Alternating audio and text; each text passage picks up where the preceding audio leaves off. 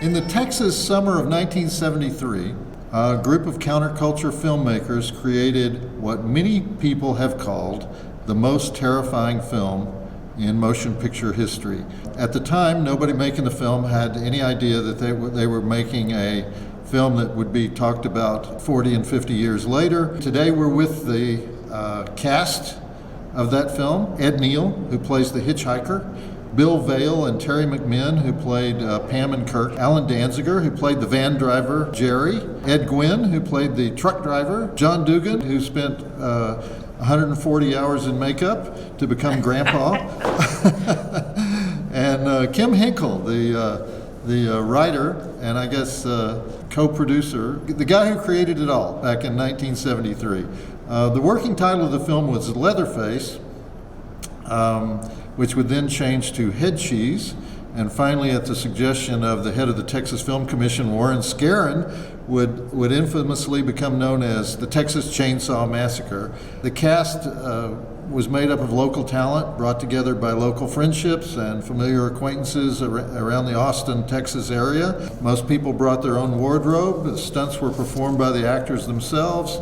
There was one stunt person who did stunts for the star Marilyn Burns. Now, speaking of Marilyn Burns, 5 of the cast members have passed away since the film was made. Marilyn Burns, who played Sally, passed away in 2014. Gunnar Hansen, who played the killer Leatherface, passed away in 2015. Jim Sedow, who played the cook, passed away in 2003. Paul Partain, who played the wheelchair-bound Franklin, passed away in 2005. And Robert Corton, who has a brief scene as the window washer at the gas station, passed away in 1985. And of course, the director of the film, Tobe Hooper, is no longer with us either. He passed away just in 2017.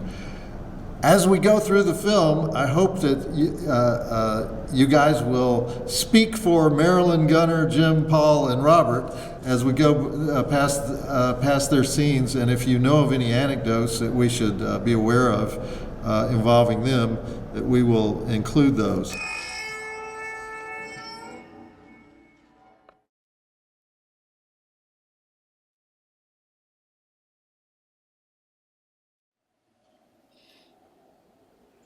The film which you are about to see is an account of the tragedy which befell a group of 5. You know, I used to hang out a bit in particular with John Larroquette in a joint called the Rain Check Room in L.A., it is all the more which was an tragic actor's in that they were hangout. young.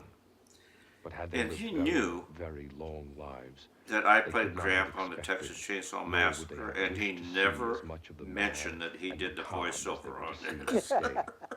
For them, an idyllic Can you summer turn the audio afternoon on the drive film down a little bit, became a Pat? nightmare. It's pretty hot. The events of that day were to lead to the I can't hear discovery John. of one I of don't the know most if he was bizarre crimes in the annals of embarrassed or what. American He was history. The Texas had a Chainsaw successful television Massacre. career. Well, I think maybe John Kim Larroquette came in and shot that, recorded that for $50 in about 15 and a bag of minutes. weed. Yeah. No doubt. My birthday, August 18th. I'll be damned. Oh, yeah. How did you come up with that date, Kim? We knew it was your birthday all along, You did Terry. It was not. a plan.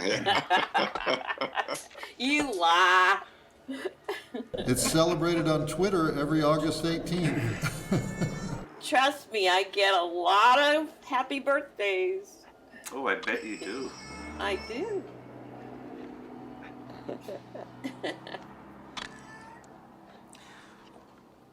Yeah, what is that sound, by the way? Does anybody know how they made that?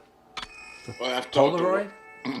I've talked to Wayne Bell about that, and he keeps that a closely guarded secret. Of course, it's been replicated a number of times. And it's just lifted from time to time, right off the soundtrack. So is he course. going to divulge that in their tech meeting today? Well, we shall see. Some of these images are just 4 frames or 1/6 of a second, so they're subliminal. You're not really aware of them, and That's a beautiful shot, that Terry. is a beautiful shot. Texas is this hour's top news story. And Oh, yeah. led officers of Warren Scarron is also responsible in part for this character. small rural Texas community of Newt early this morning. He's lovely. Officers there found what appeared to be That is, of course, the cemetery in the ghost town of Baghdad. I Texas. wish I had had a scene with him. Cemetery. Subsequent investigation has revealed at least a dozen empty crypts, and it's feared more will turn up as the probe continues. Deputies report that in some instances, only parts of a corpse had been removed. I was at a screening in Houston where people walked out of the film at this point. They were already too scared. Those lily livers. There's a real skeleton under that guy. At the time, you could purchase them from India, and we actually bought a real skeleton. Oh my God. You know, when we were in Germany, the people in Germany told us that the film had been just unbanned in 2013. That's about right. They're Which, kind of sensitive to massacres over there. well, you know, if you think about it though, if you've ever watched any German horror, it is just the most vile stuff. And it dawned on me when they told me 2013, because I was so surprised. I said, well, you know, they have so much vile horror. They must have just totally forgotten about Texas Chainsaw Massacre. You know, it got washed away. Toby Hooper did a wonderful job of creating these images that are not really conscious images. They're just these background images. You know something is really, really wrong with this environment, but you don't know what it is. This footage from the sun we got from NASA, Ron Bozeman managed to wrangle that from them. But, Oscar winner, Ron Bozeman. That's right, for Silence of the Lambs. He was in both of the Ed Gein movies, were produced by Ron Bozeman. On a sad note, he used my shirt in a faraway shot, and I never got that shirt back. And to this day, I'm still upset with him. He sold it on eBay for $20,000. He must have. He must The have. grudges in Chainsaw go on for decades. I introduced this film in Grapevine, Texas many years ago. And everybody else was supposed to be there with me, but they went to a titty bar. But when Paul Partain rolled into the shot in his wheelchair, he got a fucking ovation. Wow. It brought tears to my eyes. Hope they had lube. And that's, of course, Paul Partain as Franklin. And you guys talk to me about this scene, because you're all in it. It went on forever. Although it only looks like a few minutes, it went on like a day or two.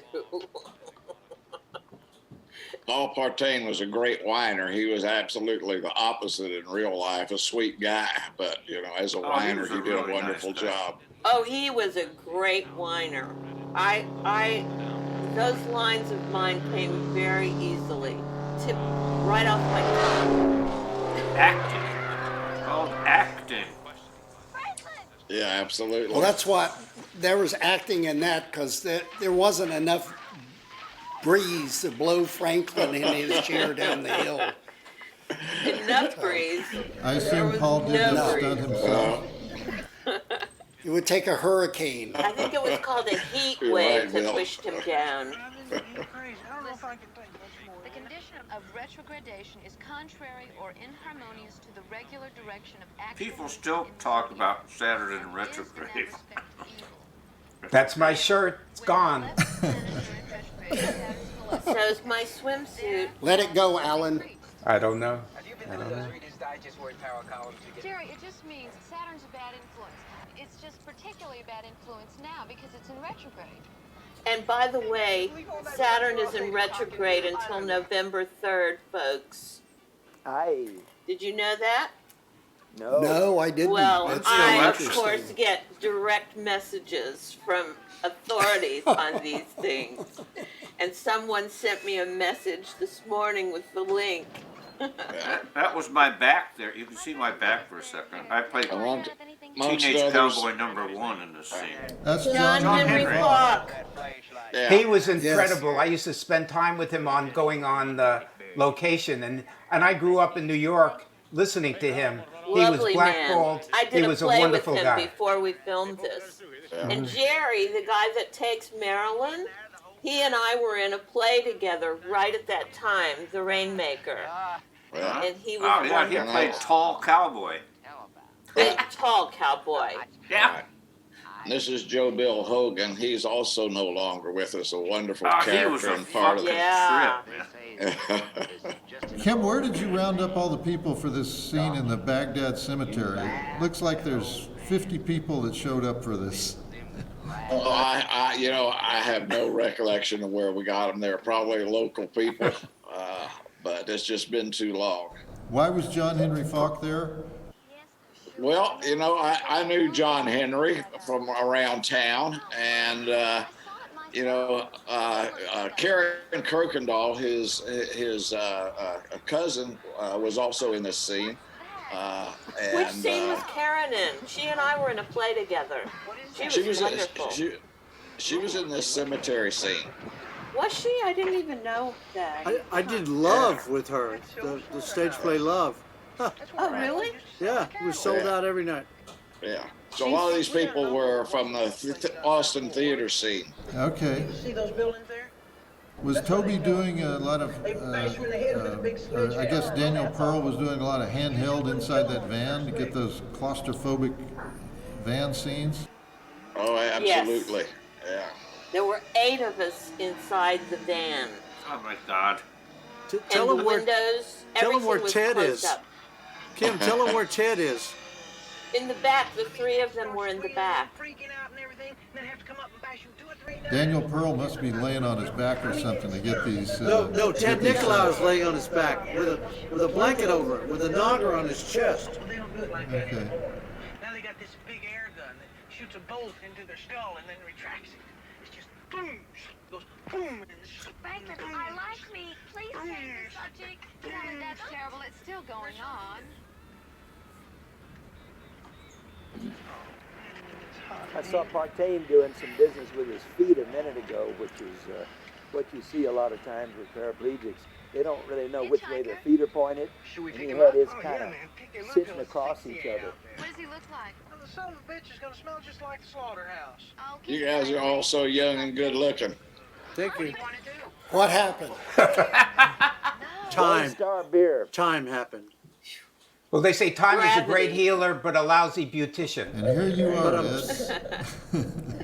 Here Gravity. comes Ed.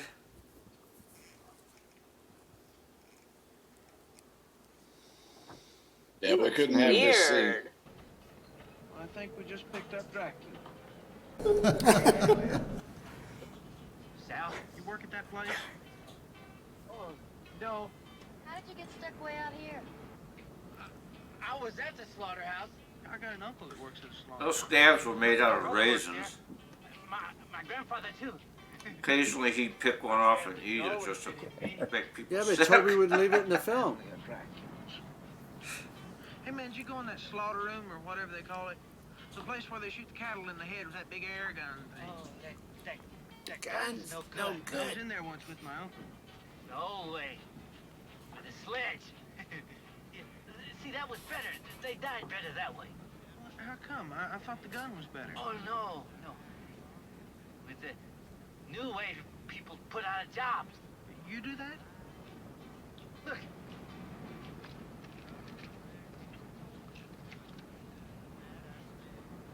So, Ed, how did you prepare for this? They don't send the heads away. You took these, huh? Yeah. Franklin. You know how many times I've been asked for the recipe for head cheese? Uh-oh. Like I carry it with me, like I have it in my pocket. Oh, wait, let me get that for you. Head. And they boil it, except for the tongue. And they scrape all the flesh away from the bone. They use everything. They don't throw nothing away. They I had to eat a fair amount of head cheese during the dinner scene, and I actually kind of dug it. Me too. I just started getting it at Central Market, and it's delicious. Yep, I like it. Also like freaking out my friends when I talk about it. Yeah. I like it. It's good. Kim and I were at a showing. Remember that in Kingsland when they put the 50-foot screen up? Oh yeah. And they had a head cheese eating contest, and Kim and I had to sit there and watch these biker guys throw up after they downed about 2 gallons of head cheese. Lovely. Yeah, Kim said, "I'm never coming to another one of these ever again." Understandably. Well, he was just looking for an excuse, never having to show his face. I don't know. No, they were projectile. A little girl, don't you, Kim, remember? A little girl won the contest. This little girl. I would put it out of mind, Ed. I told you, I'm never coming back there. Ed, I'm sorry, I'm never coming. No, but the big biker guys, they were bleh. The little girl went, this stuff is really good. I love this stuff. There's one of the Walker scene, one of the Walker moments. Yeah. It's such an easy gag and so effective. Oh man, All right. looks so damn real. Looks real. Well, with Ed Neal behind that life, I'd get out of there too. So, you know, He enjoyed it so much. Look, Ed, you're just so good.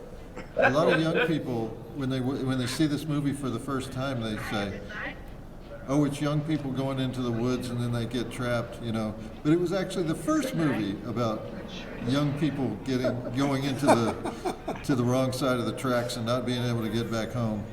Thank you. Oh, really? I did not know that. It was. This was the first counterculture horror movie, in the sense that, you know, the young people are oppressed by the old people, and it was actually the first movie to make rural America the bad place, as opposed to urban America being the bad place. Oh, So, yeah. Right.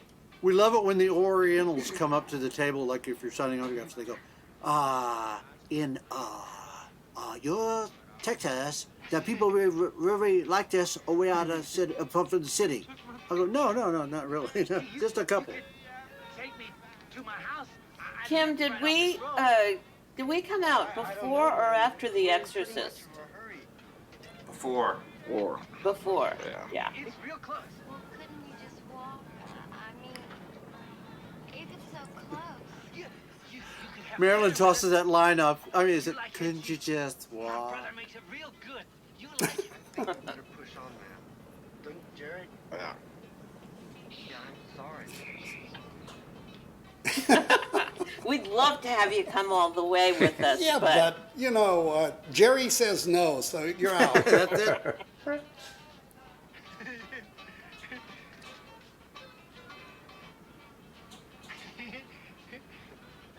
it's a good picture. Bill had the best costume because I said, Toby, can I wear my pants as tight as Bill's? He went, You can pay me no. $2. It's a good picture. You could, but they you won't were look all as jealous good. of my costume. I had already had that part. Yeah, he's got that. No. It was in the contract. it's interesting that when this movie was criticized, they always emphasized the fact that it was in Texas. It could only happen in Texas. The scary words were not chainsaw or massacre. The scary word was Texas, you know, especially when New York intellectuals would talk about the film. And yet it doesn't seem that, you know, no one has an exaggerated Texas accent. There's no, if you didn't know the title was The Texas Chainsaw Massacre, it could presumably be somewhere else. Right. Yeah, I think John Henry Falk had the most Texas accent of the whole group. That's true. And Franklin.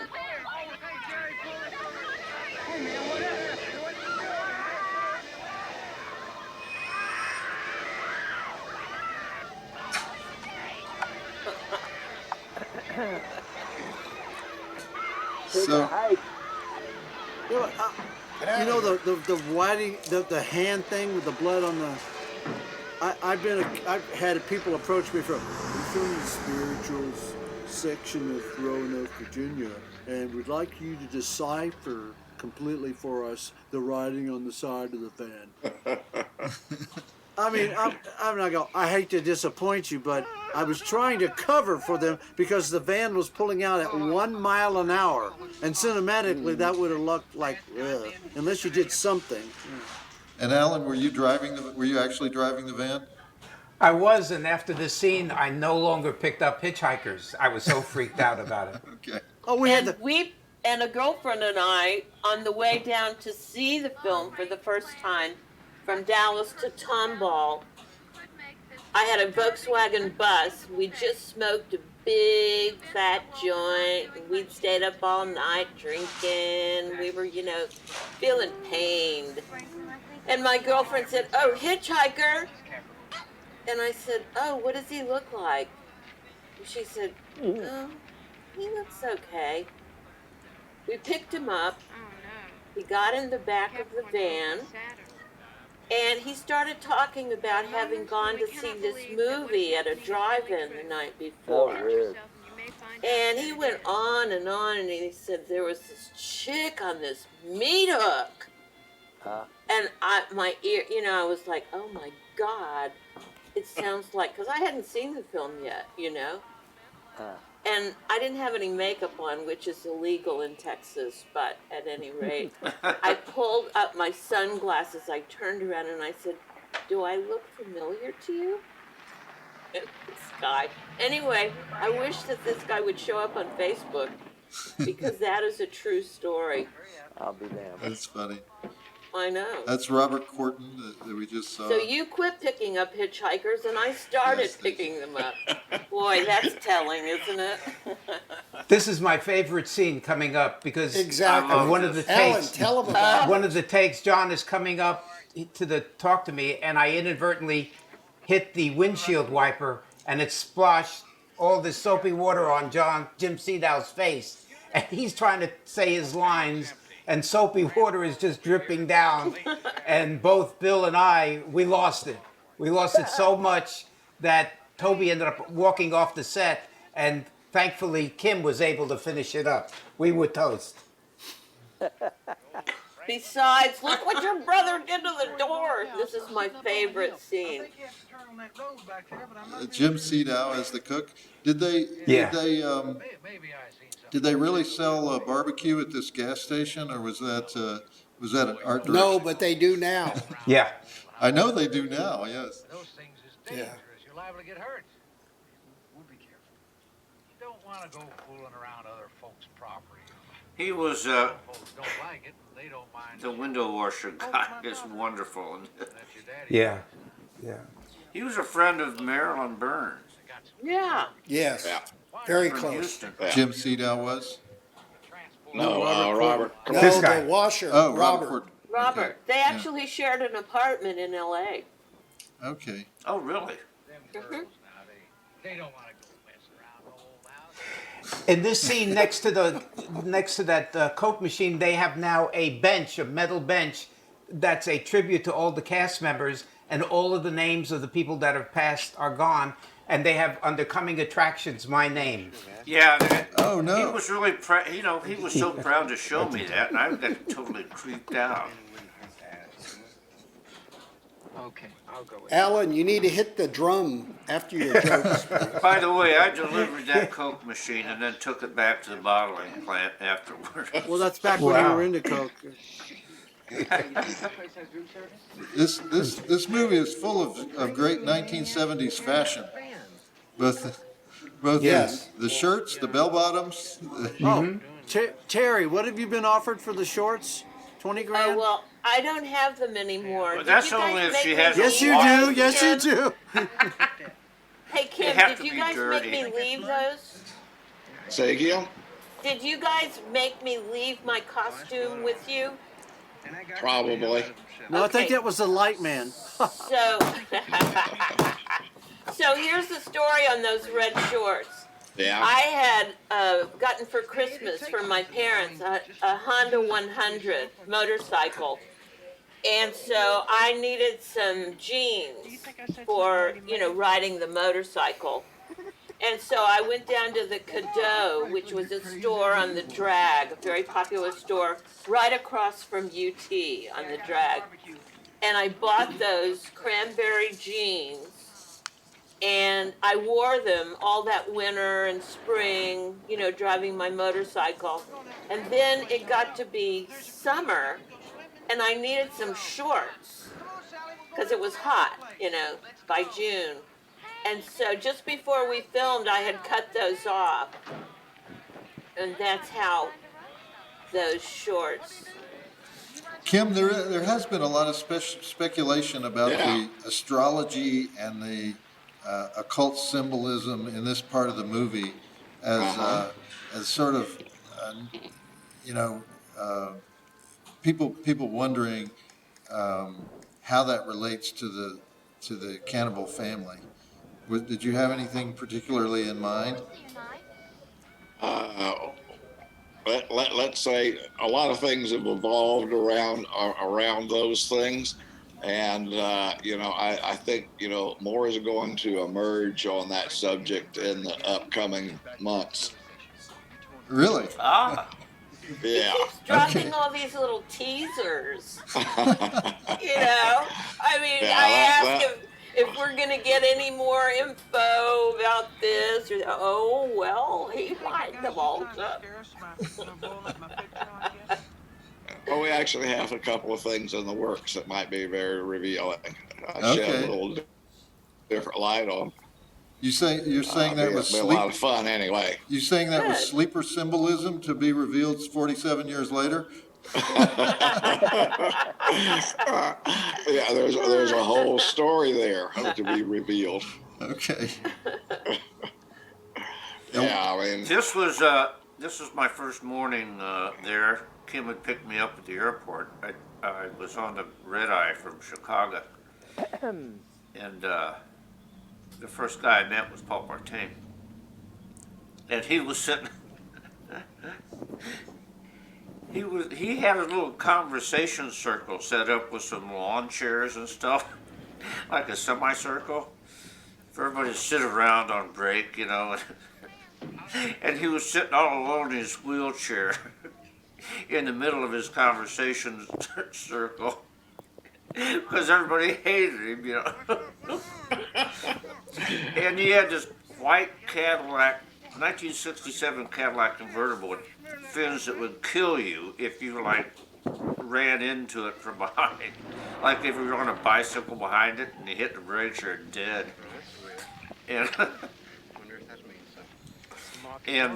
he said something to me. I introduced myself. He goes, "Well, sidle on up, take a chair here, partner, and grab yourself a drink."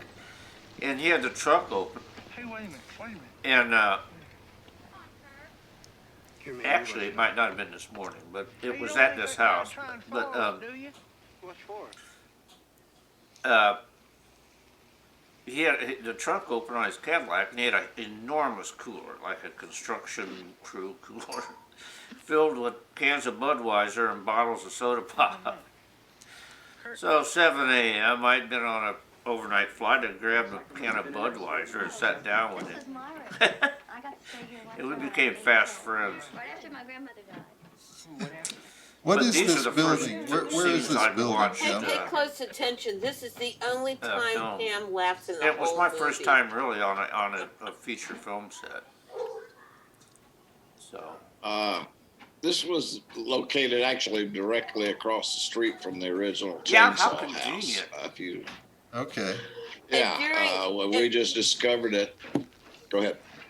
Between takes, Toby and I were discussing The Last Tango in Paris had just been released.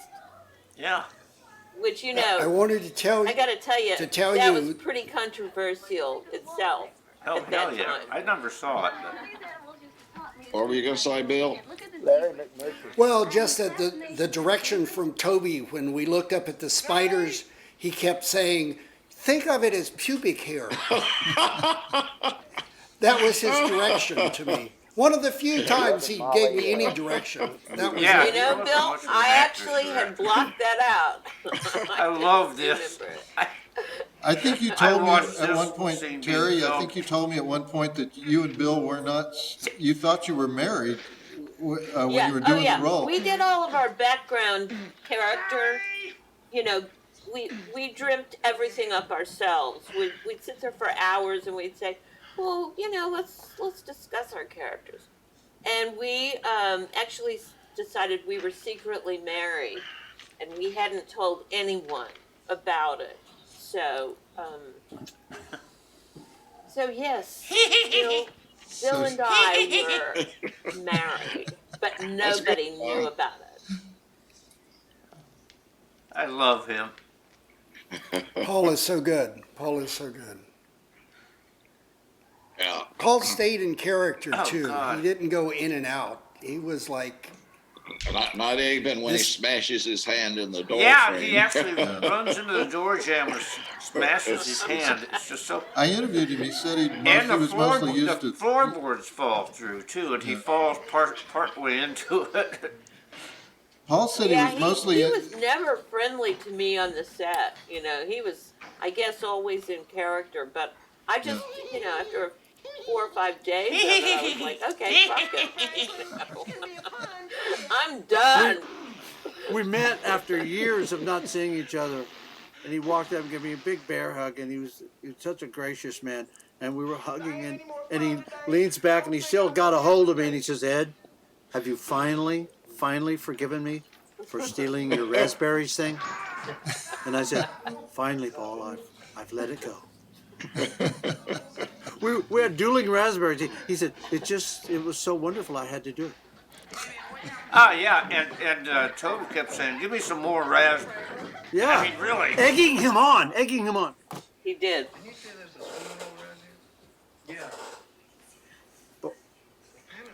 I've often wondered if somebody could edit the raspberry things together. It would be funny. Well, we missed some opportunities with you. Paul said he wasn't aware that. He said he was so used to theater that he thought he needed to maintain character the whole time. He was not real familiar with working in film, and he didn't realize that everyone despised him so much. He had Well, done had we a known he film cared that at was later all. called Love and Molly, which I think the original title was like Molly, Gid, and Johnny or something like that. It's what's his name? Can't think of the writer's name now. Bill Whitlock? Dane? No. Not Whitlock. I don't know. I'll never forget what's his picture name. show guy. Huh? Mercury, right? Oh, I always get McMurtry. those two mixed up. Yeah. McMurtry, yeah. Yeah. And I didn't hear what you said, Kim. How does he tie in?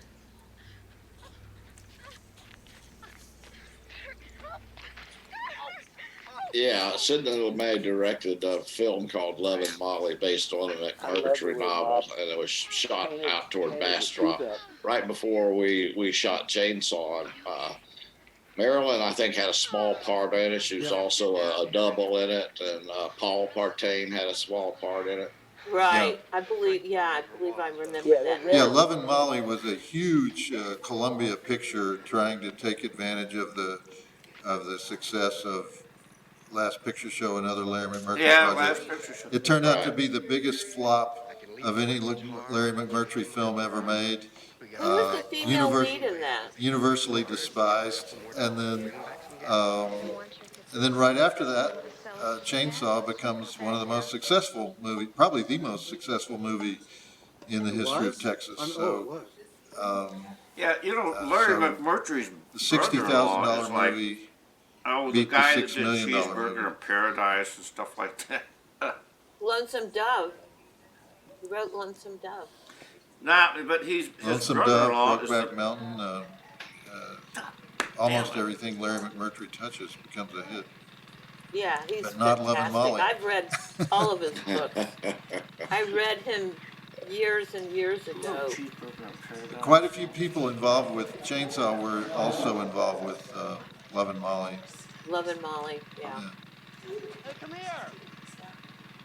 Come here, let's But Terry, you were acting in a play every night while you were making this film, right? About halfway through, but I was rehearsing every night, and then toward the last, I don't know, about the fourth week that we were filming, then we started, I believe it was when we started production, 4 nights a week. And I can't remember. I didn't film 7 days a week. Maybe I did matinees. It was at Mary Moody Northern Theater, which is St. Edward's University. And it's a theater, it's an arena stage. And that was south of the river, right? On the outside. And there were quite a few University of Texas Drama Department people involved here, right? Yes. Like you, Ed, and Bill. I was at UT. Marilyn and Bill, and who else, Bill? Gunner. Edwin. Gunner, yeah. No, Gunner wasn't in the drama. No, he was a writing student. He was in the English department. English. He was running a poetry magazine. Writing student. Yeah. Creative writing, yeah. I was at the Goodman Theater at the Art Institute of Chicago. Everyone had a theater background. I was doing serious plays at the time. I was a serious thespian. And we were doing Shakespeare on Wayne. And when Toby came to do the audition, we were like, let's get this guy out of here quick. We got acting class. So I did all that crap that my nephew does. And Toby was like, and a couple of days later, here comes Kim. You got to be in our movie. Come on, sign that right here. Here comes the shot. Let's go. Oh, are we out of sync here somehow or another? This is the first real. There we go. This is the first real shot of the interior of the house. People were living in this house while you were shooting here? No, they went away. They left. Didn't they leave? Well, they were living there originally. The house was being rented by friends of Bob Burns. That's how we came upon it. And then it happily was right across the street from the house there on Quick Hill that we used because that's how we came upon that house. And then one day when I was wandering around the larger perimeter of the Quick Hill house and discovered that deserted house. Well, that's what I'm talking about, the deserted house, but I'm talking about the trees that we ran Marilyn through, that stand of dead trees that were so dense that she got caught up in. We're just right down the hill from there. So almost all of our locations conveniently appear within a quarter of a mile of one another right there. Yeah, she loves something. Bill, you die so beautifully. You die so beautifully, Bill Vale. One of the best things I did in the whole movie. It was outstanding. And I have to tell you, it was one of the few things Toby and I collaborated on. And I wish we had done that more in the movie. I think I would have been better, the movie would have been better. Yeah, when we got inside on those indoor scenes, Toby got involved in the much more. Up until then, I felt like he was a ghost. I think what's shocking about that first... Go over there, stand there, start, action, I think what's shocking about the first death is how sudden and brutal and how fast it's over.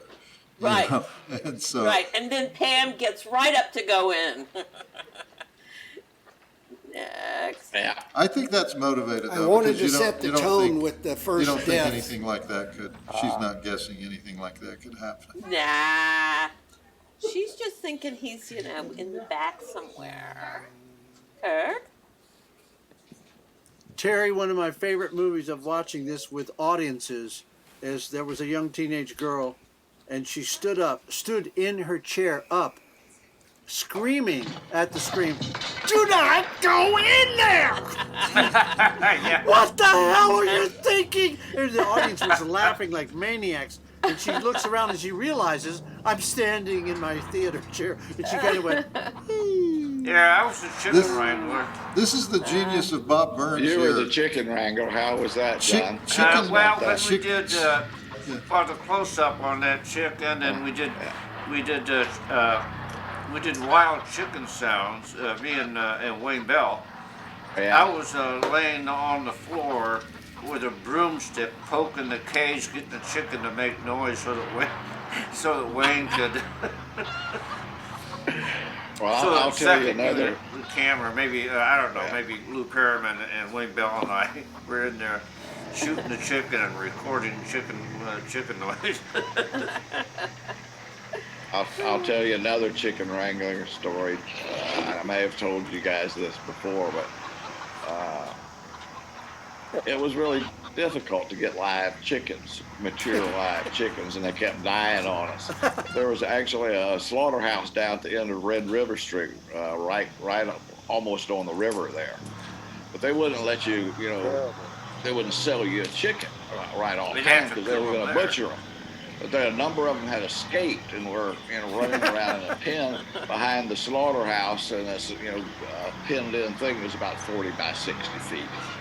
But I could get one for a quarter if I went back there and caught it. So I was out there half the time in the morning doing a Rocky Balboa trying to chase down a damn chicken. The glamour of showbiz. So you could torture it, John. That was kind of a mangy old thing. There was something terrifying about a chicken in a cage that, in a parakeet. I don't know why a chicken in a cage is terrifying, Try getting but one it was. into it, Joe Bob. And you were great here, Terry. Don't think I didn't concentrate on not hitting my leg on that door frame. But you perfectly kicked off that. You kicked off that shoe. That's when I kicked off my shoes, and don't think I wasn't happy about that. Yeah, that was premeditated. This is where Bob Burns really shines, right? With this setup. Yeah. And that is a great screen. This is there. where that moment is where a quarter of the audience at the Chicago Theater on State Street got up and walked out.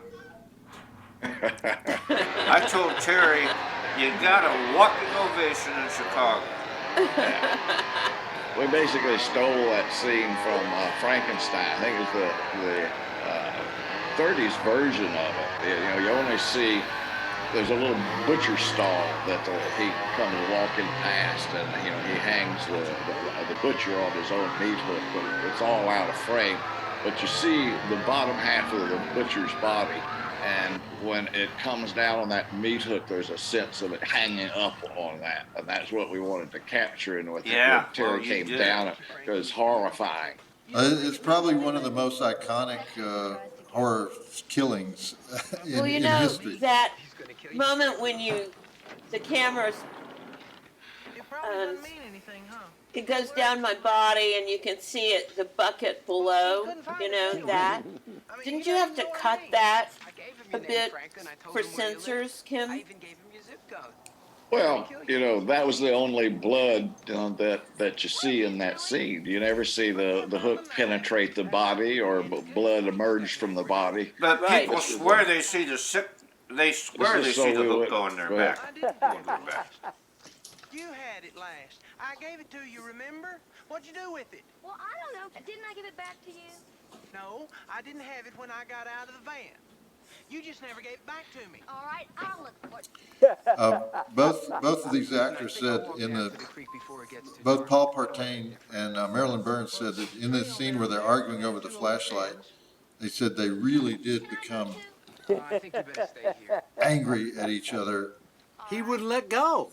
Partly because of the scene, partly because of forgetting the lines, partly because of adding lines to the moment, and partly because of heat, partly because of tired. Right.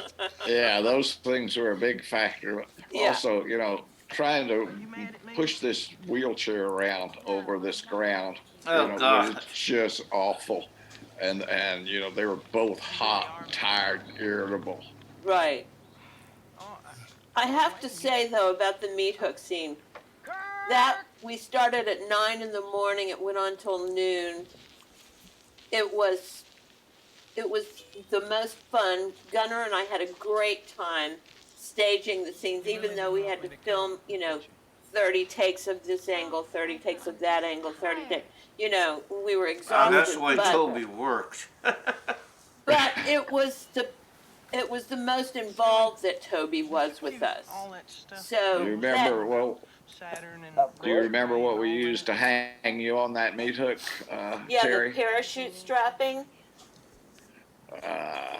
I thought it was pantyhose. Yeah. Usually we Well, the strapped it. That was the rap apparatus party. that I had to wear was made of parachute strapping, shaped in the shape of a chastity belt, with foam in the crotch, so that, you know, when the strap was pulled up and the hook went over, the loop went over the hook, you know, that's Right. when it pulled up into my crotch, of course. And so, to keep everything in place, Dottie, the night before, had come up with sewing a pair of pantyhose legs and pinning them under that swimsuit, because you didn't want to see it, you know. You wanted to Right. camouflage it from the camera, but you That's had a nice to have shot. something that would keep it It's a in great shot. place under the swimsuit, because after all, it was backless. You know how many $5 bets I've won? Betting people that you see the meat hook go all the way through you. Oh, yeah. Yeah. People want to, you know. And they go, oh yeah, it goes right. I said, yeah. No, it doesn't. Oh, bitch, $5. They go. And then we just fast forward there. Oh, well, here's a I funny always one. just say it's your own sick brain that finishes the image, you know. I was reading on the comments on YouTube, and one kid came on, probably about 14, and he said, "I didn't know Pam was topless in this thing." This is it. This is my famous scene here. Stop the, you know. And to get ready for this, I had them blindfold me so I could get myself all worked up, since I hadn't seen Leatherface, you know, in costume. So that was my nod to the Stanislavski method. And it worked so good that when I actually see Leatherface in the next couple of minutes, I let out with a blood-curdling scream. It's like a and girl then, scream, Alan. Yeah, You that's screamed true. a That's girl true. scream.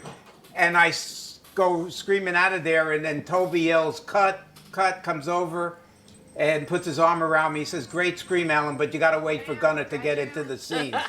You know. Yeah, when I Alan, you watch need to- it, Alan, I think to myself, it's a shame they didn't have those Indie Spirit Awards back then. We would have just, you know, gone to town, baby. Yeah. That's right. Alan, you need to tell the story about your parents' first viewing of the film and this scene. Well, yeah, just a minute. When I see the hook, and then the freezer, and we're just getting ready for that. And when this scene is over, and there we go, it's coming.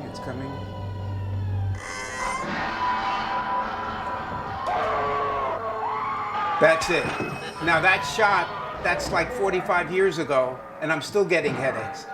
You know, so that's one situation there. And then when the movie finally came out, my parents were retired in Florida, and they ended up seeing it at a porno theater back then. And the second feature, I think, was Debbie Does Dallas or Debbie Does Dialysis. I forget which one it was. And when they saw that happening, as soon as they got home, they ended up calling me. Well, in the movie, my mother stands up and in her native language starts yelling for me not to go into the house.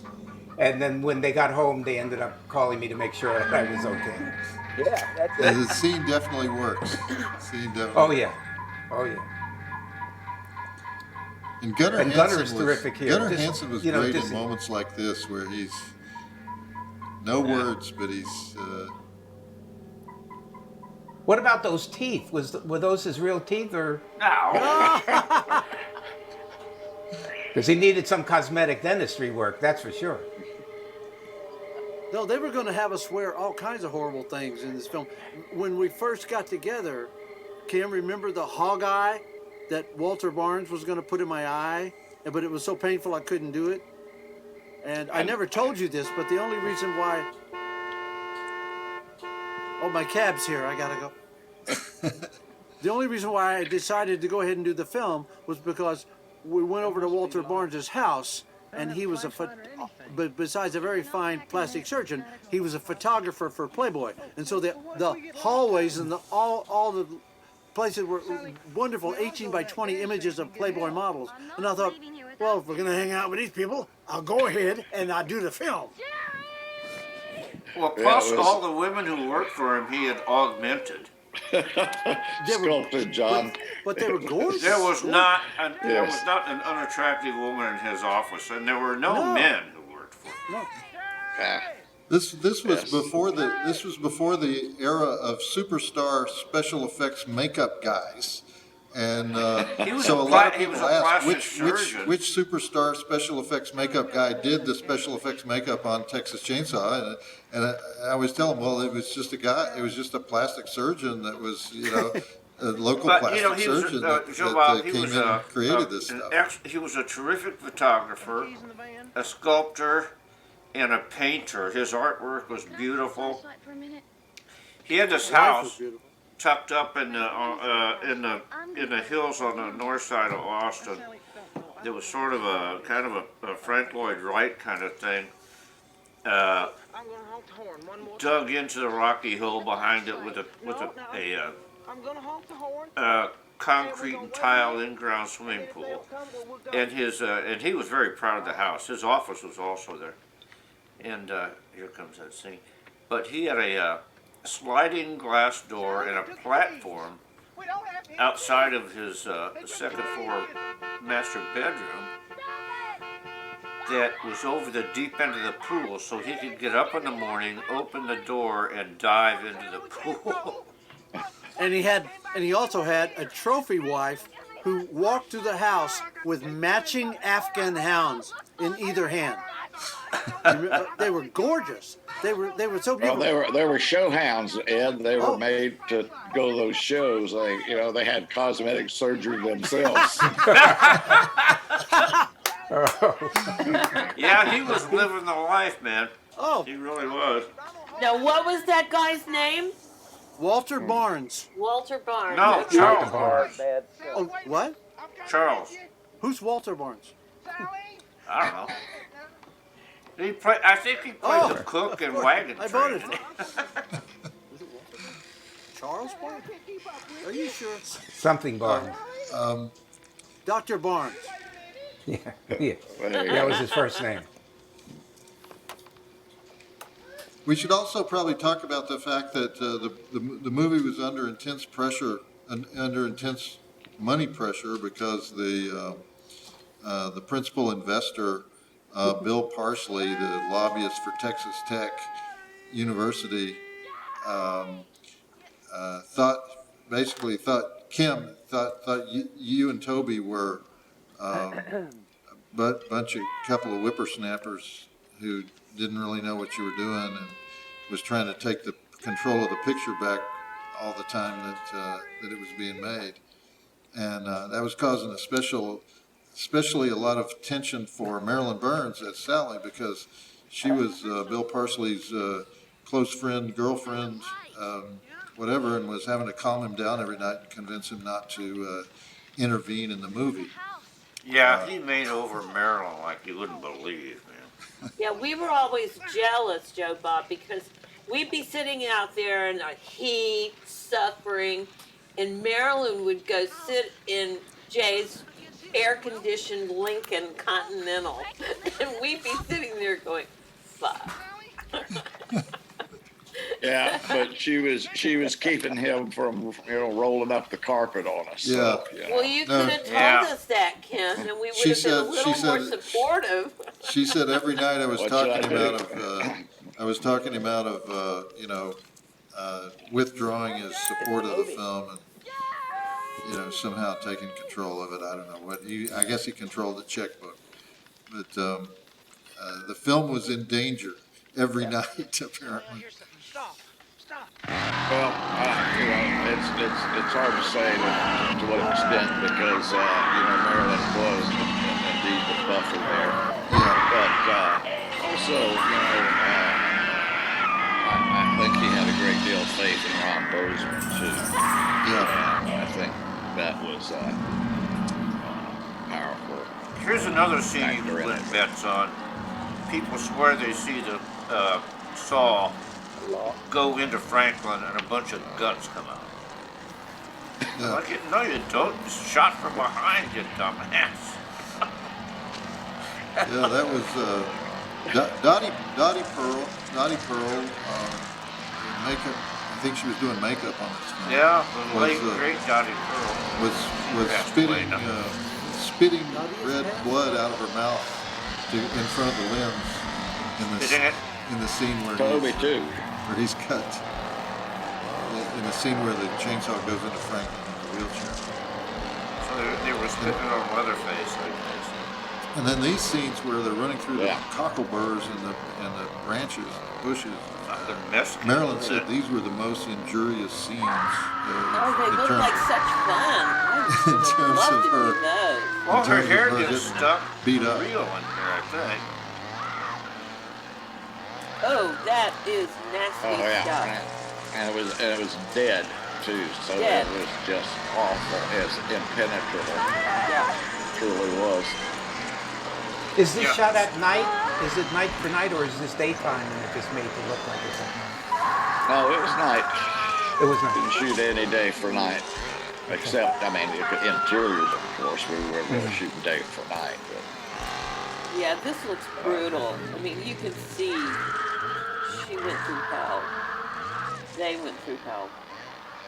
Yeah, she required some extractions after that scene. I bet you. Now here comes my favorite part with Jim Seedow. Oh no, not yet, not yet.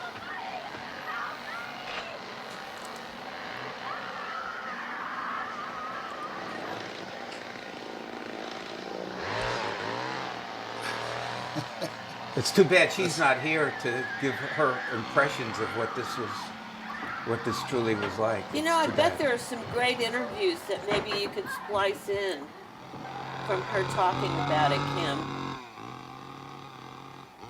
Yeah, she didn't do that many interviews in her lifetime, but no, she did a lot of Q&As and talked about stuff. Yeah. She talked about. I asked Toby why this chase goes on and on and on and on and on, and he said he said this is just what he likes to do. It's like it's the he feels like he's increasing the stakes. But he puts in these little comic moments every time there's a transition in the chase, Leatherface going around a corner, in a sort of Keystone Cops kind of way. Yeah, overruns. He gets that quizzical expression like, what am I going to do now, So, Cortain and I got busted big time and told to shut up when he would go by and have to come back, because we would always go, boop, boop, boop, boop, boop, boop, boop. And Toby was like, cut that out.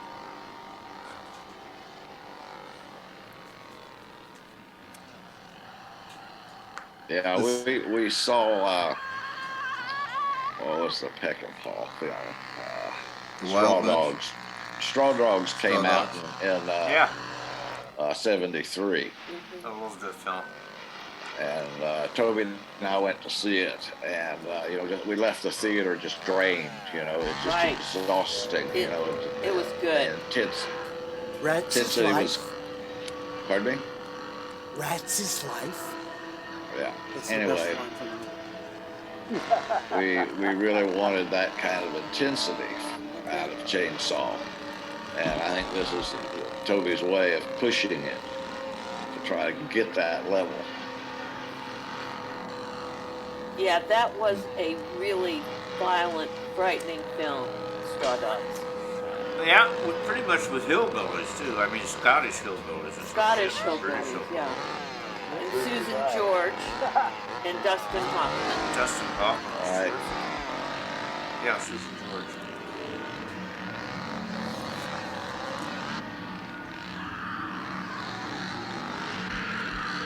I always heard that this was explained like a nightmare that you just couldn't get out of, and that's why it goes on and on. You want to wake up, but you can't. Well, the idea You was, can't. it's what we called it nightmare syntax, and that was that at every moment where it seemed to be that you were going to be led to salvation, it turned inward on you, and things only became worse.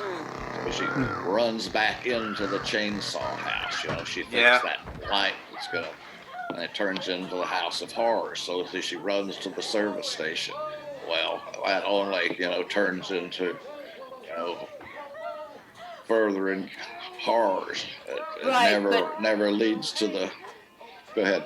But Jim comes off as, he comes off as kind and gentle, so he really fakes you out because, he's got that split personality. 1 minute he looks, Yeah.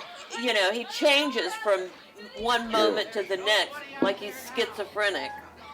He plays it so beautifully. Yeah. Well, there's no reason to torture the poor girl. He's both the Cassandra and the ghoul, isn't he? Yes. I love him in this. I just think he's marvelous in this film. Yeah. You know what? We're all pretty goddamn good in this movie. There was some legal reason that one union actor had to be in the film, and Jim was that union actor. I think he was the only SAG actor in the film. Perfectly cast. He was, but I don't recall the obligation you're talking about. I'd love to have that stove. No one remembered why that was the case, but he came up from Houston to do the role. But Jim had toured with the famous actress Eve Le Gallienne in the 30s. He and his wife had done a lot of off-Broadway in New York, and were. I didn't realize Ruth was an actress. Yeah, they both were, and they that's how they met, and they were really at the pinnacle of serious theater in the early days of off-Broadway in New York, and then they settled in Houston, and they ran a theater called Theater Suburbia in Houston for many years. But Jim thought it was kind of a lark, the picture. He was, but he was proud of it. His children were not. Oh, we met Jim working on a picture called The Wind Splitter that was shot in Columbus, Texas a few years before. And he had a little role in there, and that's where we got to know him. Well, maybe it was the Texas Film Commission that required one SAG member, Kim. Do you think that could have been it? I don't know why they would. No. Could be. Not He was also commission. He was also the only actor who didn't have a piece of the film. They gave him somehow he got an option. You can either take cash or take a percentage, and he said, "Oh, I'll take the cash." I was on deferment too. I didn't get a piece of it. Oh, okay. It was an option. You could get paid a little bit more cash if you didn't take that deferment and or percentage, but we encouraged them to take less money up front so we'd have more to spend on the film. Right. And some did and some didn't, but who in the world at this point would have faith in this particular product making you a profit almost 50 years later, still putting money in your pocket? Well, as I'll tell opposed you, to any Kim, other venture. What? You know what Andy Devine said to me? He said, "Oh, Terry, that goddamn thing will never come out of the fucking can." Quote, unquote. Yeah. Who is this, Jingles. Terry? Jingles, from Terry, Andy your Devine. voice is much deeper than Andy Devine's. Yeah, we were doing a play together toward the end, and anyway, so Andy, Kim and Toby wanted me to do a pickup scene, and I wanted to go off to make $600 a week and do a play, Lizzie and the Rainmaker, and I was, so we had a big argument, and I was all worried, and Andy finally turned around to me and he said that. I love this Here's a moment great where- line. where- This is a great line coming up. I love this This is- moment where Jim has to run back in and turn off the lights before he can. Yeah. This is my favorite line in the film. Enough to drive a man out of business.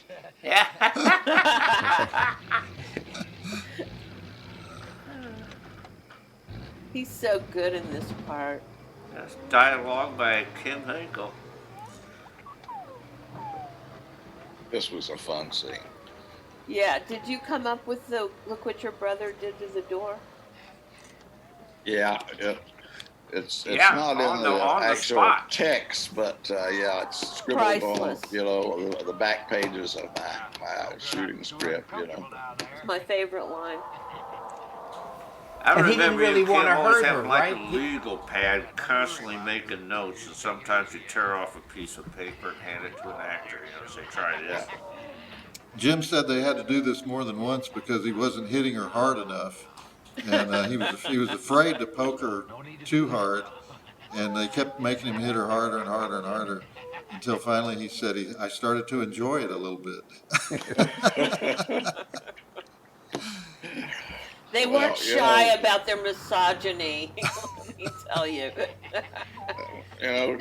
We were young. There are ways of doing things a lot easier than we knew how to do them sometimes. So I mean, half the time she's not even in frame, and he could have just wailed away, but she's still down there. Yeah. Like no you kid. couldn't have put I never something thought in of the that. bag instead of Marilyn, you know what I mean? Yeah, no reason to have her Right. even down there. No, he could have been hitting Right. a duffel Yeah, bag. that wouldn't have been very Right. Toby Hooperish though, Kim. Oh, yeah. I mean, come on, let's be frank. I'll be frank, you be earnest. Yeah. How do you think I got those gashes on my shins from hitting that pail? This is That's another a great beautiful shot. scene Beautiful, here. Yeah. beautiful. Look at that dust. Just backlit with those headlights. Told you to stay away. God damn, that's a gorgeous shot. We sure had trouble with those lights, though. I bet you did. What kind of stick was that he was using, Ed? It was an oak dowel that they'd taken out of where the tape hangs on the gaffer's table. And where Toby did you goes, guys "Hey, get this that? is good. Use this. Where'd you get that truck, Kim? God, where did we get that truck? I love that old truck. It's so me perfect. too. I don't know. I can't remember what the story on that truck is. Had to be a crew member. Probably. Anybody got a truck? Yeah. Kim, I think you told me that you would watch some criminals in Texas who had this conventional morality about their crimes, and that's how you incorporated that into the character of the cook, who's obviously doing vile things every day, but has this conventional morality about his family and his house and his. Wait. Yeah, in part it was from the what do you call it, the Candyman murders in Houston, and this guy named Elmer Wayne Henley. Kim, did you write that line? Don't mean you have to like it. Oh, of course. Yeah. That's one of my favorite things when he goes, don't mean you have to like it.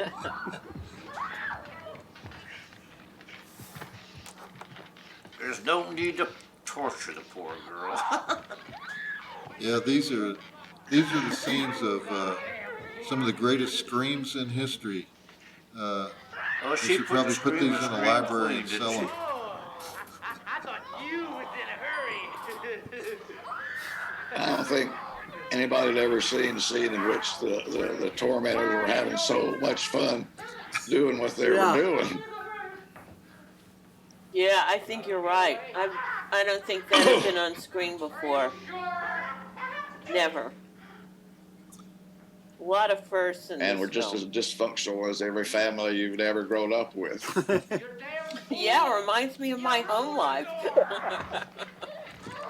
I'm just surprised that when the first reviews came out, that all the comic moments were missed. Were totally missed. Yeah. They never And- mentioned Yeah. any of them. Well, at some point, Bill Parsley was really upset with the script because he thought some parts of the dinner table scene, I think, were just too funny, and that it was gonna ruin the whole thing. Well, he wasn't exactly a cinema scholar, you know. No, because what made it work is Marilyn isn't laughing. Right. We are. Marilyn's not. Right. And the other thing that makes it work is that Leatherface is crazy and you're crazy, Ed, but the cook is only half crazy. Right. And he's trying to manage the crazy of the other two. To I don't know, to keep some kind of seriousness or what do you call it? Middle class respectability about what they're about to do. Little decorum there. Yeah. And the hammer scene here, I don't know how well you can see him in the background, but he keeps running in and out of the room, and for one moment he's jumping up and down saying, "Hit the bitch, hit the bitch." Yeah. And the next he Clapping runs his off hands and like a hides child. behind in the kitchen. So Now, Kim, did here Jay you come, Parsley John. ever get to like the film and like the product? I think he liked the check. Well, He liked the money he got, I'm sure. Well, unfortunately, we didn't ever get any money until way late in this film's history. But So he was probably dead by then. He died in he 1990. sold. Go ahead. So he was around for a while. He was around long. He invested in A Nightmare on Elm Street. So he was doing fine. Okay. Yeah. I didn't really know when he passed because he was probably about 50 or 55 when we. I think he was just in his mid-40s, but we were so young. We thought We were Yeah, so yeah. young. You know, if we you were call- over 30, you were like we 8. call Jim Seedow the old man, and he's 20. He was 20 years younger than we are now. So. Right. All Bill Parsley's old political buddies got caught up in the. Nobody remembers this today, but there was a thing called the Sharpstown scandal. Oh yeah. And he kind of lost his cachet in Austin. But he befriended the guys at New Line Cinema who made Nightmare on Elm Street and a lot of other films, and so he became an investor with them. And, Okay. so he ended up making a lot of money. Okay. Yeah. Now I'm gonna this have here- to- I remember Ian the. Bob's. Go ahead. This, Kim talked to me about this, and he said, have you ever seen a baby nurse? And I said, yeah, because my sister had 2 kids, and she always did breastfed, and or 3 kids, and I've seen several babies nursed. He goes, you know how once the milk starts flowing and they get all excited and everything? I said, I know exactly what you're talking about. He goes, do that. John, did they do all of these scenes in one day? Yeah. Your scenes? The scene upstairs they did on a different day, but this was all done in one. But when you long- were in the grandpa makeup, that was all one day? No, I had 2 days of grandpa makeup. 2 days, okay. But this day I was in it for, you figure 5 hours in the makeup chair and then 25 hours shooting. And how old were you when you were grandpa? 20. 20 years old, okay. Yeah. I think you were just 19, John. I don't think you No, I was broke 20. 20. It was 1973. Yeah. Oh come on! He told me he was 20. Yeah. He was just lying, Terry. He wanted to get into your pants. I That's knew how you guys are. that. I said you don't look I was 20. like, boy, you wouldn't have anything to do with me. I thought I just was crazy about you. You'd have nothing to do with me. I was a little snobette, you're right. And then Sally Richardson, you know, I was her like little servant, and she was really flirty with me. She asked me to go out and have beers with her after work one afternoon. So Sally I was like, Richardson yeah, sounds was good. the, And I told Ed Neal, and Ed said, don't do that, man. I said, why? He goes, she's sleeping with Toby. I was like, oh, okay. You guys are revealing all this laundry here. I know, the dirt is coming out. Well, I'm gonna keep my mouth Sally shut. and Toby are both gone now, so. Sally was That's a true. darling, a real sweetheart. I loved her. Yeah, she was great. She was doing still photography, and she was also one of the editors on the film. Yeah, she Sally was Richardson. cute. And Sally was my downstairs neighbor when I lived on Robin's Place, and that's how I got into Eggshells, which was the first movie, which is how I got into Chainsaw. I just remember when An incestuous nightmare, isn't it? I thought she was first AD. that's what it says on Wikipedia. Yeah. Yeah, she was doing still photography. It was, but we didn't really have. Well, I just remember that when everything, like when all the crew was having problems, or, you know, Toby was upset with Jay, or whatever was going on, because as a cast, we had very little knowledge of the behind the scenes on that stuff. But I remember Sally would always be so calm and sweet, and she'd always be smiling, you know, while everybody else was grumbling in the background. Yeah, she was terrific. Yeah, she kept everything. Were these pickup scenes after the movie? Were these later shot? Yeah. That one is there. Yeah. These close-ups? This particular the close-up. ones with Marilyn were the ones with The eyeball. yeah, but this is not with Ed and Jim, but the ones with Marilyn are. We shot them in this little garage apartment close to downtown Austin. I love the way Jim starts getting so, you know, laughing, and then he gets real serious, and he goes back to singing. Yeah. Yeah. What was the reason that they did these extra shots, Kim? These pickup shots? These aren't Just pickup to- shots. It's just the close-up of Marilyn. It's only the close-ups of Marilyn because you know he felt he needed more eyeballs, of course. You know, and had to go on More and eyeball. on and on. More eyeball. 13 hours shooting the More eyeballs, cowbell. right? Yeah, We had more cowbell. He needed more cowbell. just to increase the terror. More I think. eyeball. Yeah, of course. Kim, I was doing a workshop out in L.A. years ago with the Academy of Motion Picture Arts and Sciences, and there were some industrial light and magic people there. And Yeah. they wanted to know how did the filmmakers get those lines in the eyes, the red broken vessels, without the modern technology that we have now at ILM? And I said, because the shoot was so long, they were real. They were real. And that's one time, Ed, I will say you are not exaggerating at all. I've told you a million times, I do not exaggerate. Now just stay here. If this had been a union film, we would have been shut down. Oh, absolutely. Mr. Heath would Marilyn- still be in jail. Yes, that's true.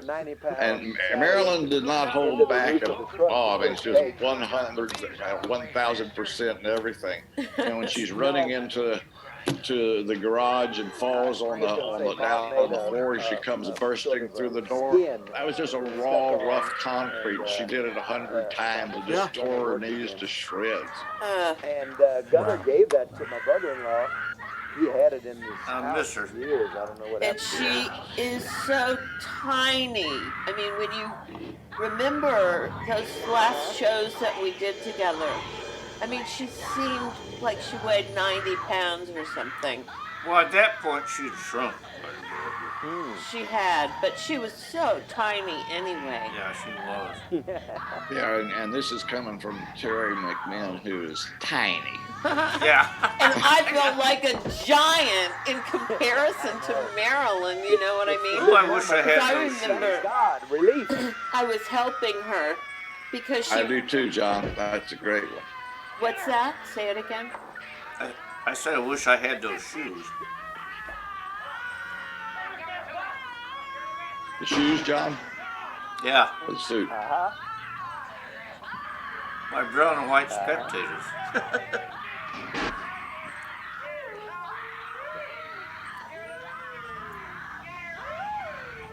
I thought this I'd like was to have that sledgehammer too. a great scene. Oh, yeah. Trying There's to no give sound Grandpa effect the honor. Yeah, that's true. And Who the- folded all this And stuff? look how excited Wait. Jim's getting in the background. There's no You know? Foley, John. He's like, They're "Woo!" just all handmade. You know? Yeah. Nothing in post? Pair of the rim. It was always a little Go, unclear. Sally, go! Yeah.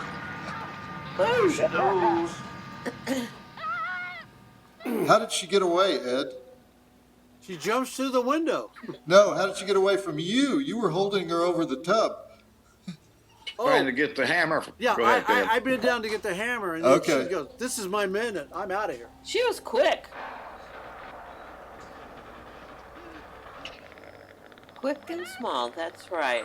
These long shots are beautiful. Yeah, Ed worked his magic there because he could, could have overrun Maryland in a nanosecond. So he Right. took a circuitous route Yeah. and had made fun with it. I went back and Serpentine, forth, just cutting serpentine, her back. serpentine. Yeah. And she was great because I was actually touching her on the back with my knuckle rather than the knife, and so Uh-huh. and she was wonderful at reacting every time. Yeah. Oh, great scene. And then the truck. Here comes Ed!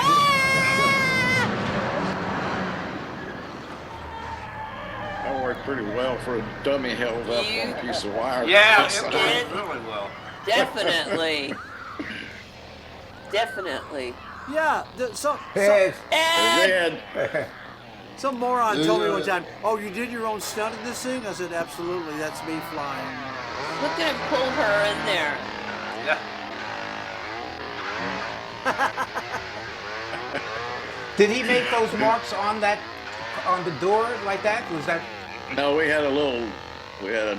Go ahead, Ed.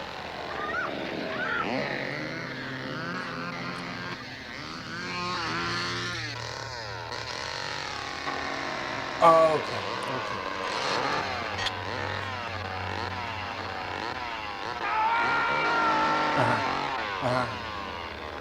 I was wondering. Hey, Ed Gwynn, I think the second time I saw this film was after the original release in Chicago. Was at one of the grindhouses down in the Loop in Chicago in the afternoon, and it was almost an all-black audience. And when the Black Mariah pulls up and you jump out, the whole place went fucking nuts.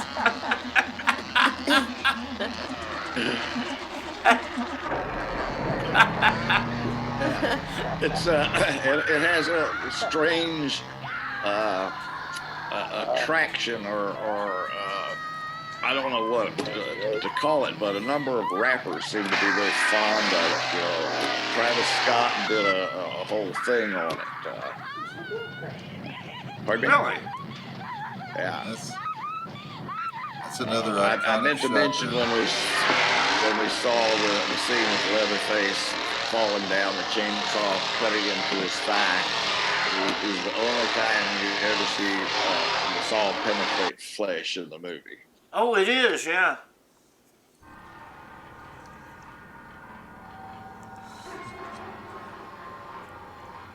That was great. Yeah. Gunner did, Who yeah. drove the truck at the end, that little truck? That she... Perry Lorenz. Perry, Perry okay. Lorenz said, "Hey, look! Yeah. My favorite part, my name. Joe Bill Hogan. We didn't talk about him. He was we did briefly in the cemetery scene. Drunk when Kim and I picked him up in Austin. And we had to share the pickup, a bench seat in a '73 Chevy pickup truck with him.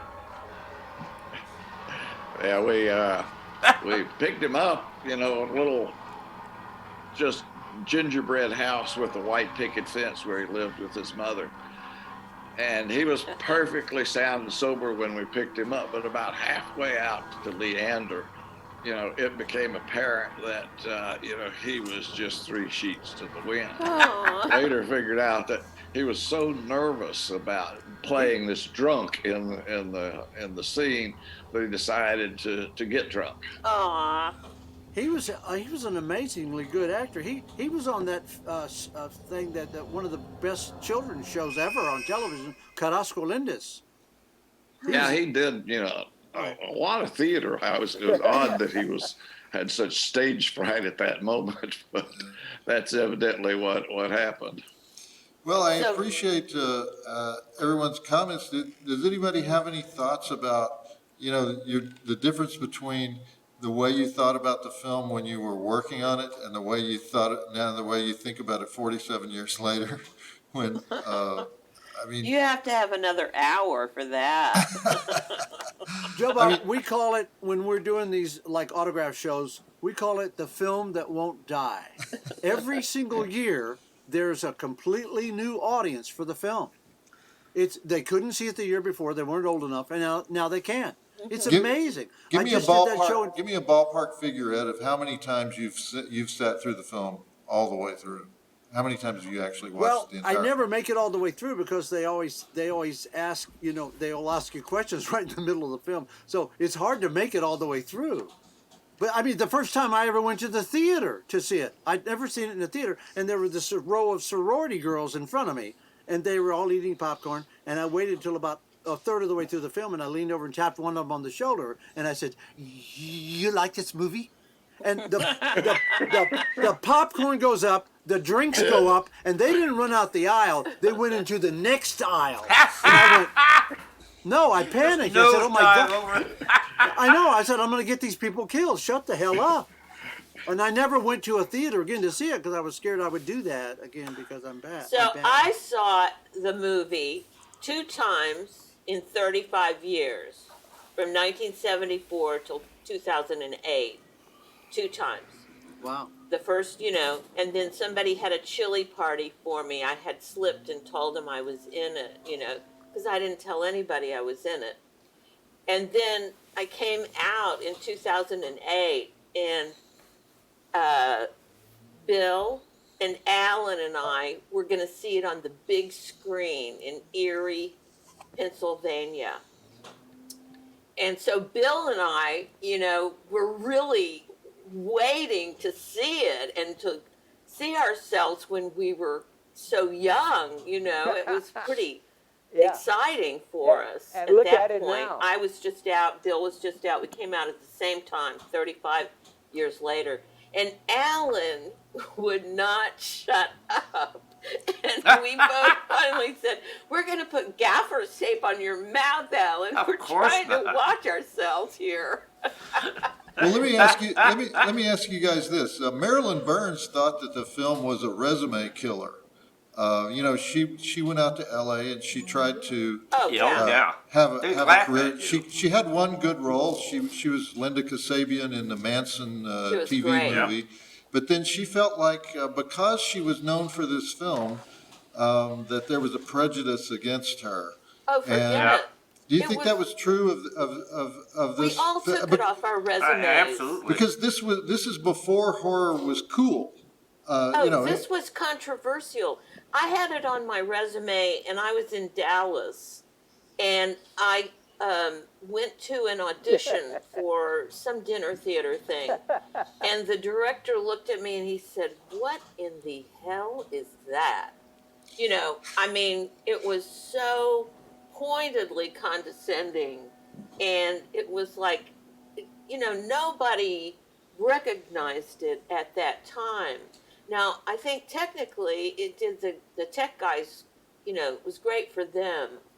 But as an actor, it took 10 years to get people to really pay attention. But it works the other way too. I mean, I was auditioning for JFK, and they went, "Well, we don't know." And Oliver Stone looks down at the resumes and he goes, "He was in what? Well, find him something, for God's sake. I'm going to talk about that film." So I was cast in JFK just so Ollie could. How'd you do with the girl in the red shorts and the swing goes away? Lucky, though. Well, why didn't you tell him that I was available? I was still an ingenue then. I did. I told Why didn't you tell him I I was available? She's got the short. Listen, by the time the thing became famous, and we were in LA, and we did the article. Remember Kim for the LA Chronicle? Remember? Okay, because you called me to do an interview with them, and that was 10 years at least after. I think it was in '84, to be honest with you. And I was no longer an ingenue at the time, And Toby, I remember running into Toby, and I said, he said, "Well, what are you now, Terry, 34? And I said, "Yeah." And he said, "Well, God damn it, don't tell anybody." I was working in cable TV all through the 80s, and I was working in premium cable TV, which has no commercials, and so you have no rules on content. And yet, the Texas Chainsaw Massacre and 5 or 6 other films were on the list of too grisly for cable. They would not. What? They would not. Yeah. They would not God. program certain films, in spite of it being a pay channel. They had the right to. They didn't have any censorship problems, but it was considered that controversial, and it was used frequently by politicians as their favorite example of the moral decay of America. Exactly. And do you these know, things like Texas Chainsaw Massacre, and on top of that, when I first came out in 2008, one of the first people to pursue me for an interview was a guy from Sweden. And he was coming over for other things, and he set up an interview, and I was living in Venice Beach, so he walked around with me because it had been so controversial. They had psychiatrists, because I looked at this thing and I could hardly understand anything in Swedish. And he explained to me that, psychiatrists and psychologists were all sitting around discussing the Texas Chainsaw Massacre, that they did not want it shown in Sweden. It was banned for 10 years. and I think it was banned. I just wanted to add that I grew up in the Bronx, and I used to read Archer Winston on my way home and read all of his reviews of movies, and he would give out stars. When he reviewed Chainsaw, he said it owed stars. That's how bad it was. So I stopped reading him after that. Well, what's Rex interesting? Reed Speaking said of, Rex Reed said it much better. He said, "It's the Jaws of the midnight movies." Roger Ebert in 1974, and he loved the film. And I lived in Chicago, and Ebert wrote for Chicago Sun-Times, and he had compared me to Dustin Hoffman, the Little Big Man. The old man character in Little Big Man that he had done. And so I run into Roger Ebert in O'Rourke's, which is a really authentic old Irish pub in Old Town, down the road from my apartment one afternoon, and he used to go in there all the time. And I'd never met him. And so I just walked over to him and said, "Roger Ebert?" And he said, "Yes." I said, "I'm John Dugan." He goes, "That sounds familiar." I said, "I played Grandpa in the Texas Chainsaw Massacre." I said, "Well, oh, wow." And I said, "I'd just like to thank you for comparing me to Dustin Hoffman." And I said, "Wow, you know what? I didn't really realize I'd done that." But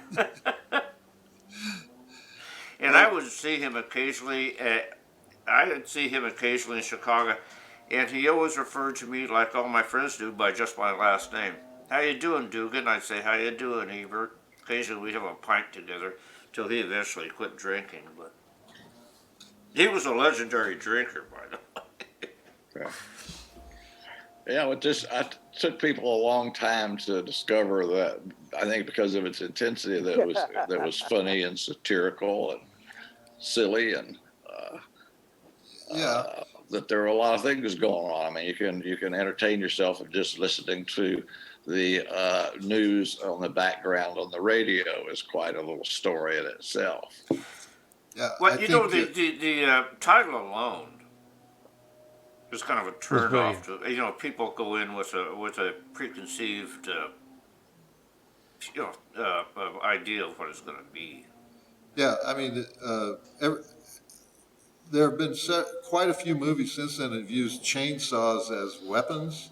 A chainsaw is about the worst choice of weapon you can you can have, and it's not used as a really, you know, that much in even in the original movie, but the movie popularized the chainsaw as a potential weapon, you know, and so there are all kinds of many directors have attempted to use it in a very sinister way in various scenes, and it never quite works because it's just too bulky and it's too hard to handle, and it doesn't. It looks like it's too easy to escape from. It's sort of it's a viral TV commercial now where they. I can't remember what it's for, but the kids are running I think it's the Geico commercial. As a Geico. The best commercials ever filmed. Let's hide behind the chainsaw. Yeah. Right. Well, let's get into the running van. What are you crazy? No, let's get hide behind all those chainsaws. But the Leatherface character, the look on his face. I roll. Yeah. The interesting thing to me about the critical reception, though, all those years that it was considered an outlaw film and a film that couldn't be shown on TV, the same New York intellectuals who attacked Chainsaw were the intellectuals who defended Deep Throat, which has, you know, when it was under a censorship situation. And actually won that battle. You know, it's like they got the guy out of jail, and you know they were going to send everybody to jail for Deep Throat, and it was considered like, you know, a symbol of America's moral decay and everything. And didn't we have the same so they won that distributors battle. for But a while? when the censorship battle against Chainsaw, they didn't want to get involved. You know, and in fact they called it the pornography of violence. And they considered it beyond the bounds of protection of the First Amendment. So it was that Bryanston? Was that Bryanston's movie? Both of them were Bryanston. But you know, the guy who made the films for Andy Warhol's Factory, the horror films that are unwatchable, Paul Morrissey, you know, all those guys that worked for Andy Warhol were the guys who attacked Chainsaw as being, you know, the reprehensible, undefendable, you know, best argument for censorship, you know, ever made. But Andy Warhol's Frankenstein ran on a double feature for a year with Texas Chainsaw Massacre. So yeah, well, and what's the better movie? Chainsaw is a much better movie, you know, and so. Joe Bob, they must have not ever seen Ishtar. Right. So anyway, thank you for everyone for doing this. I think it's an important piece of history to try to you know, get everybody together for the cast reunion. I'm sure many of you have been to other cast reunions, but this was a wonderful thing, and I hope we can have many more retrospectives of Chainsaw, and we didn't mention any of it. We intentionally didn't mention any of its sequels, remakes, other versions, including one of the best ones is the one you directed, Kim, which has several different names. But when I saw it, it was called Return of the Texas Chainsaw Massacre, and starring Renee Zellweger and Matthew McConaughey. And me. Actually, they're not the I'm in it, stars, Joe but they have third and fourth billing. That's how good the movie was.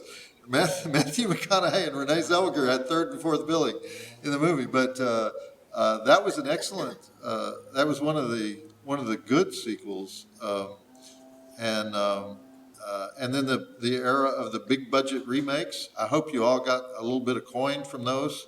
Thank you. Yes, 2013 was a very good year.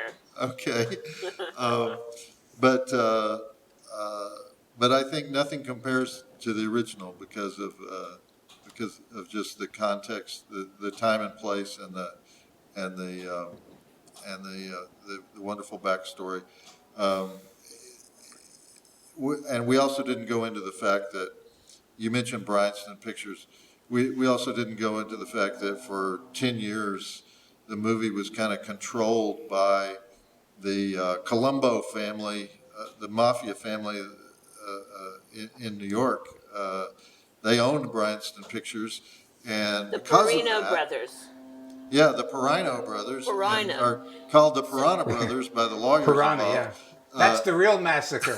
That's the real massacre. So and because, you need to include that when you do the technical end, Yeah. the technical show. But because of the 10 or 12 year delay, the sequel didn't come out until, Texas Chainsaw Massacre 2 didn't come out until I want to say 1986 or something like that.